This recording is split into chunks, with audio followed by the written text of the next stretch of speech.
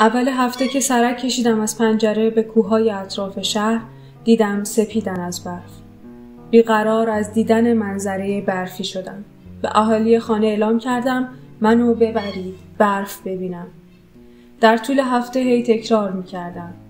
از بچگی رسم خانه ما فقط جمعه ها روز طبیعت گردی هستش و من هم که یاغی درونی دارم که دلش میخواهد تمام رسم و رسومات را بشکند، ولی نشد که بشه.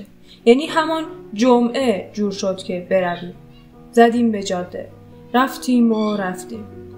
برای من عجیب بود که چرا برف یک دست سپیدی را نمی بینیم. غم وطن، خشکسالی، کمبود آب و درد ایران خانوم زیبا را تماماً دوره کردیم. و غمگینانه گفتیم برگردیم. داریم میرسیم به شهر دیگر. همونجا که ماشین رو کشیدیم کنار تا اون طرف جاده را خوب ببینیم و دور بزنیم، ایستی که داشتیم طولانی شد. من یهو گفتم میخواهم یکم راه بروم. پیاده شدم. تپه نسبتاً کوچکی را رفتم بالا. برف ریزی شروع به باریدن گرفته بود. کمی از جاده دورتر شدم و از سکوت و ریزش برف داشتم هضم می‌کردم.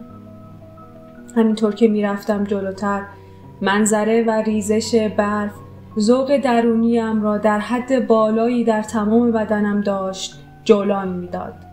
همانطور داشتم میرفتم، صدای مادرم که از بچگی توی گوشم هست که میگه زیاد دور نشو رو شنیدم و سریع کودک درونم در جوابش گفت ولی من دلم میخواهد بروم.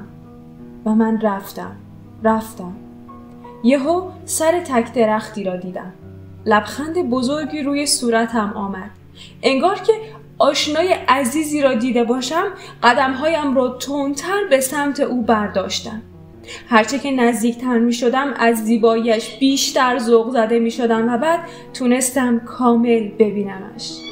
بهش گفتم سلام دلبر چند صد ساله، تو چقدر زیبا و باشکوهی. جلوتر رفتم.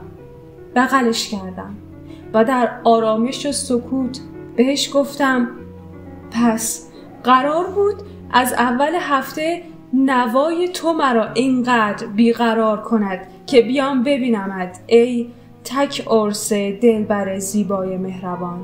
چقدر دوستت دارم و قطعاً این دیدارمان از یادم نمی رود.